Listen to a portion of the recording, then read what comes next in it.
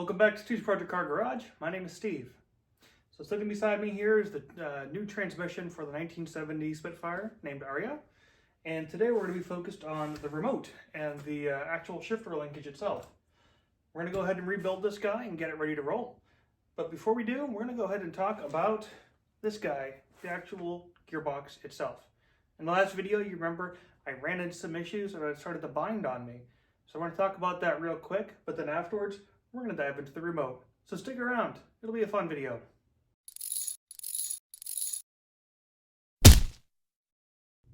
Alright, so I think I figured out what's going on with the binding. And I think it all has to do with this tooth right here. There's a little tiny chip in this tooth right here. What I did is I took a paint pen and I marked where I thought the problem might be as I was rotating the gear.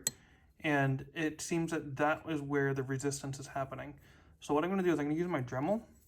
And I'm going to go ahead and just grind that down just a little bit. And I got a bunch of paper towel all stuffed in here so that way I can try to keep it as clean as possible. I'll also throw my vacuum cleaner in there just to see if I can, vacuum up any of the dust as I do it. But I think that that's going to be the problem. And so I'm going to give these guys a little bit of a cleaning. Yeah, you see, I can actually even getting hung up on this as I'm putting that there. And fingers crossed, that fixed the issue. So let's find out. All right, so I got them smoothed down, and I'm feeling pretty good about that. But I am going to go ahead and just spin this leg gear one more time while I got it out, because I'm really getting tired of taking this bearing out and putting it back in. And I'm just going to check to see if there's anything else that makes me question or thing that needs to be adjusted. So I'm going to go ahead and do that, and fingers crossed we can put this all behind us and carry on. That was it. It was just that little burr, that little chip on that tooth that was causing that issue. Look at that. We are back in business. Heck yeah. So anyways, that's kind of a recap on what's going on here. I'm still going to go ahead and replace the shaft itself. But before I do that and go ahead and order it, I'm going to actually get this taken care of. And then I'm going to go ahead and actually take apart the overdrive, which is over there. And then that way I can make just one big order and I have all the parts together. So not a big deal, but I want to find out first how well this guy shifts and to make sure all the gears work and that everything was put together correctly.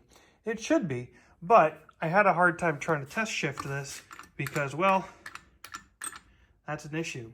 And so before I seal this guy up for what is, fingers crossed, good, I want to make sure that I have all the, shifting mechanism working correctly.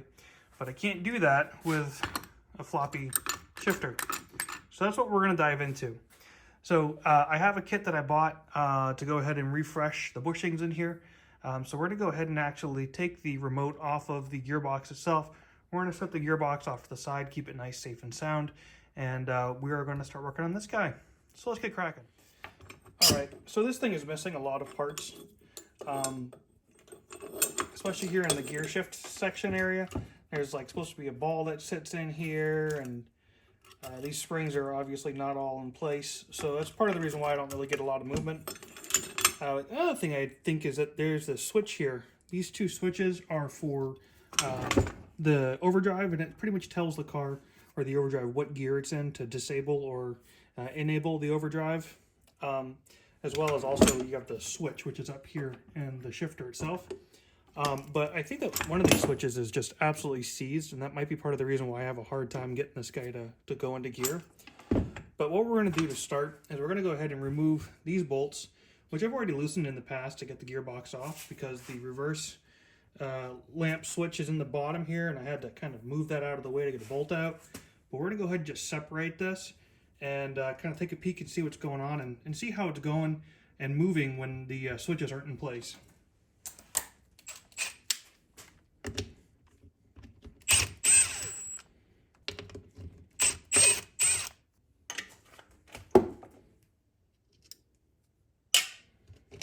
I'm also going to get some of those wires out of the way.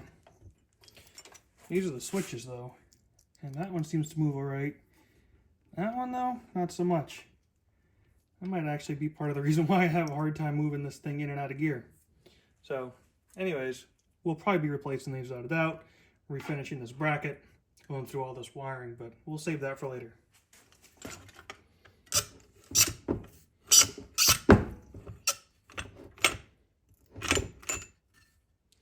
See how that now moves back and forth, and it helps determine, you know, what gear and spot it's in. And that will be putting it into reverse if I'm not mistaken. But yeah, this thing's a mess. Let's see if we can make this better.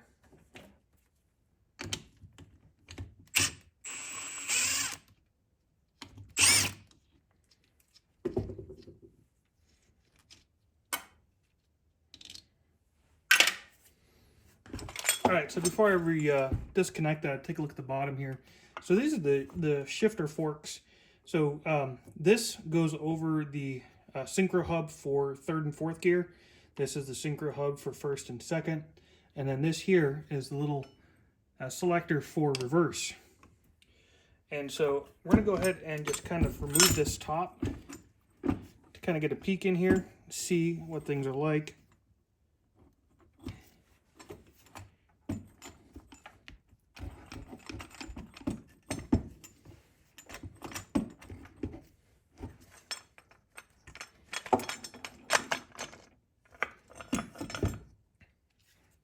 There's the top of it. As you can see, all that RTV from whoever it was that worked on this the last time. So that's going to be fun to clean up. And there's the actual selector itself. That's the meat and potatoes of it all. So we're going to go ahead and work on starting to just kind of disassemble this, clean it up a bit, and then we'll start reassembly on this. And we're going to use this kit here that I got to just kind of get this portion of things all put together and work on a little bit better. Another thing that we're going to also explore is what we can do with the selector itself. I mean, look at this thing. It's all rotted. It's all pitted. It looks like absolute crap. So I got a couple of ideas, things that we can do to try to brighten this up and maybe do something with it instead of just replacing it, because you can't buy them anymore. But let's keep on working on trying to just dismantle this and you know, see where we get with all the parts. So I'm going to start by just trying to disassemble and take apart the actual shifter itself. So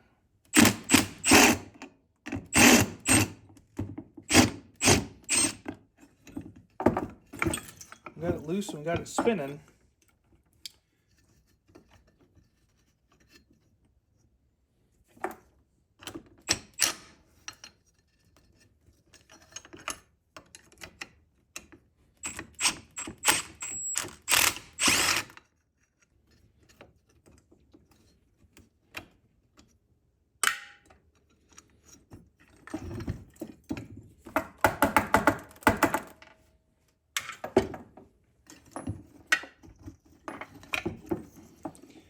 Alright, so it looks like there's two little shims or washers that are in here that are between the main shaft and the actual shifter.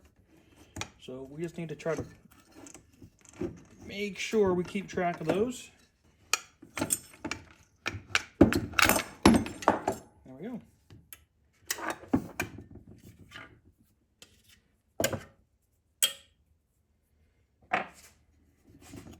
Nice. Okay, so we got that out.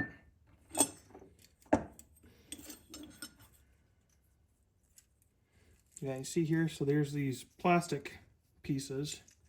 These go on either side, and there's that bushing that's in there. And I think it's just the plastic pieces that are included in here, and not the actual washers, these thin shims, but we'll take a look.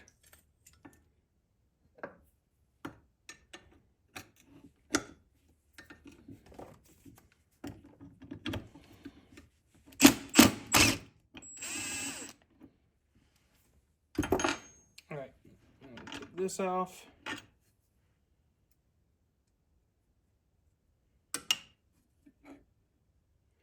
And again, it's got the bushings here, just like on the other side.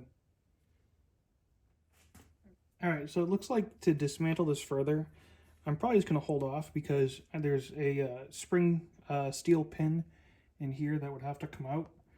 I have to drift that out just to be able to get this guy to come off. And really, all that I would gain by doing that is the ability to clean this a little bit better. I still think I can get this pretty well with the wire wheel, and I could probably clean all this up quite easily. I don't see any need to really take it apart though any further than that, because everything here appears to be in good nick, and I don't really think that there's a lot in terms of wear components that are going to need to be replaced on this. So I think we're going to leave that as is, and it same goes for this guy. Yes, I could probably get it cleaner a little bit better if I were to take it off, but again, I don't know if the benefit really outweighs all the work that it would take. So I think we're going to go ahead and stop the disassembly on this half and really kind of look forward to start cleaning this up and getting this put back together. So let's go ahead and see what we can get done as far as the cleaning. All right, let's check that out. Not too shabby looking, right? So again, I don't see much of a need to go ahead and take that any further apart. Everything here looks pretty decent to me. Works nicely, moves nicely, so I think we're just going to leave this part as it is, and we're going to move on to disassembling and cleaning up this guy and kind of seeing what we have to work with. All right, well, as you can see, the bench grinder is rolling in the back. Got the cap cleaned up. This looks pretty nice. I think maybe just a decent lick of paint should be all that's needed to make that look good. But check this out. What? I was not expecting this to clean up like that. I'm going to be completely honest. I was going to try to just strip this guy down and then try some at-home nickel plating. But, I mean, looking at it now, that's actually pretty decent. It does have pitting here. But I think that honestly, leaving it like this is kind of cool. It sort of shows some of the patina and the age of the car, and I'm not opposed to leaving it like this. I think it probably looks better like this than it would had I tried to nickel plate this. I don't know, I may change my mind later on, but I think for the time being, to get this project continuing to roll, I'm going to leave this. And yeah, I kind of like it. So I'm really shocked that this came out the way it did. So anyways, let's keep on cracking on and see what else we can do. All right, got the last piece of the puzzle here. Got this guy all cleaned up and looks pretty decent. Removed all the rust and yeah, not shabby. I'm almost at the point where I'm ready to say that the selector part is ready to start putting back together. All right, so we have the handle here, and I took some time to just kind of rub it with a little bit of aluminum foil, and it doesn't look bad. I'm actually kind of happy with it. So we're just going to keep on rebuilding it and stick with it with a little bit of patina that it has on it. So one thing I noticed is that in the book, it showed that there's supposed to be a washer down here, and there was no washer. And so what I did is I actually took the old snap ring and I put it in here because there's a little groove in there, and it just happens to fit perfectly. So we're just going to use that. So we're going to insert the new ball, and then we're going to go ahead and move the spring on. And the next thing that we're going to do is we're going to place a new snap ring. So this new snap ring should go right on here, and this is going to go ahead and compress that spring down and hold the ball in place. So we should be able to go ahead and get that put in. Let's get this done.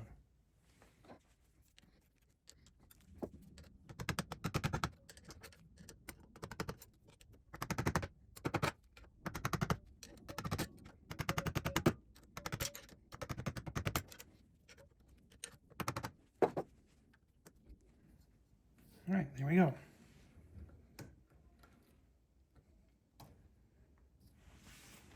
New snap ring is in place. That will fit over that. And over that. And over that.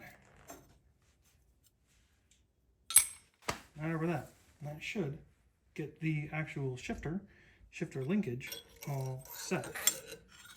So now I'm going to take a look at the actual bushings on the actual linkage itself.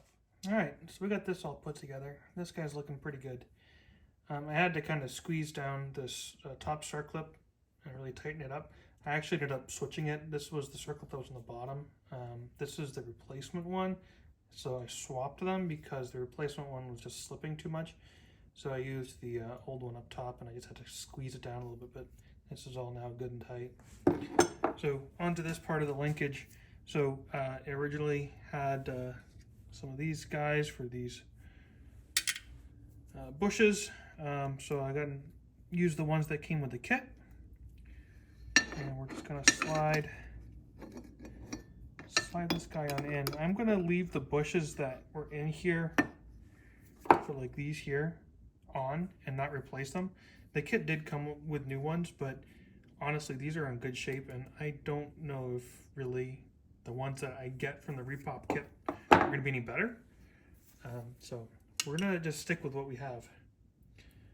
And then just gonna go ahead and clean up this bolt and the nut, and then we're going to go ahead and fasten this guy back up.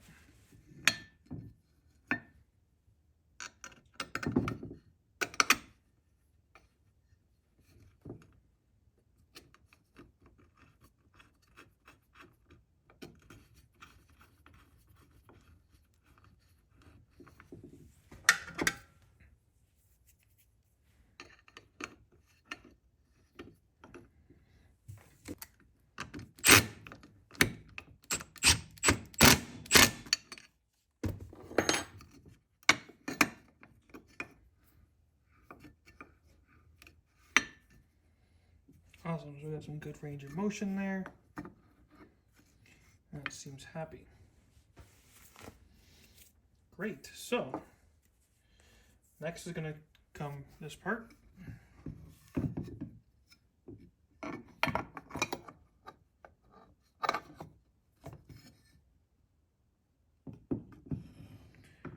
And again, we got some good space there, but we have these metal really thin washers that were in here, and so what I'm going to do actually is I'm just going to put these on the grinder real quick just to kind of give them a quick cleaning, and then we will put this back together. All right, so we got these little thin flat washers really cleaned up here, so we're going to put one on each side here like so. Squeeze those together. We'll put them through the remote here again, like so, and then I get this linkage put together. A little longer than a few minutes later. Alright, so I'm having a bit of a hard time here getting all of this lined up. So I'm just going to give a little punch here. Sort of use that to start things. Go. Maybe get one side wiggled in. There we go. Now it's starting to fall in.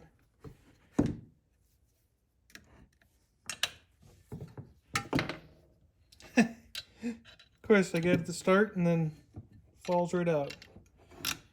Well, it's okay.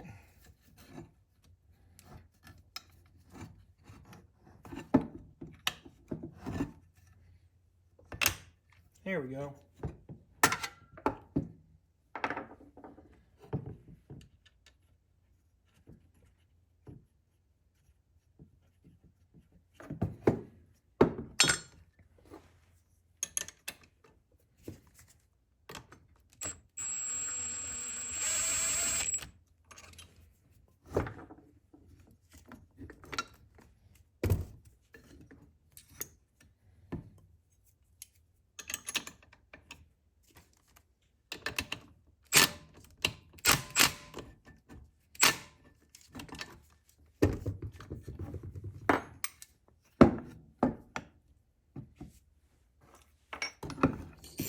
Alright, so we got that tightened down.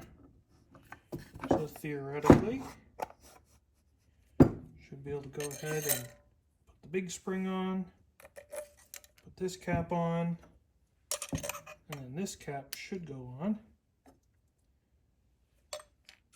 And then this goes on and twists. And there we go. That is one. Hey, that's actually That works nice. Very nice. Excellent. And now you can see here, we have second, third, fourth, reverse. I like it. Way better than it was before. Alright, just for yucks, I went ahead and I put the shifter remote back onto the transmission, and just kind of holding it in place, I was able to move the gears pretty nicely. Of course, the transmission really is not going to shift super smooth until I get a lot of gearbox oil in there and helps lubricate things, but I have range of motion, everything clicks into place where it should, and it seems like it's going to be pretty solid. So I'm pretty stoked about that, and this is really starting to come together. So let's go ahead and wrap this video up. All right, so that's going to do it. So I haven't, put the gaskets or anything on here yet. I'm going to wait to do that for a little bit later. But things are pretty much done as far as the remote's concerned. I mean, I still got to run some new wires up in here for the overdrive itself, but I'll get to that when I get to the electrical part. I've got a new switch to go on here. Obviously, the shifter boot and all that jazz that goes on here. But that's really the bulk of it as far as the actual gearbox is concerned. I did order my new lay shaft like I talked about. That should be here sometime next week. But next on the agenda is going to be moving on to this guy, the actual overdrive portion itself. I got some homework I got to do, got some videos to kind of catch up on and to watch. But yeah, it's getting there. It's getting there. So anyways, if you haven't done so already, go ahead and hit that subscribe button. Click the bell to get those post notifications. And remember, when working on project cars like this and with things like that, make sure that you order the right parts the first time, and don't be that to the previous owner. Cheers.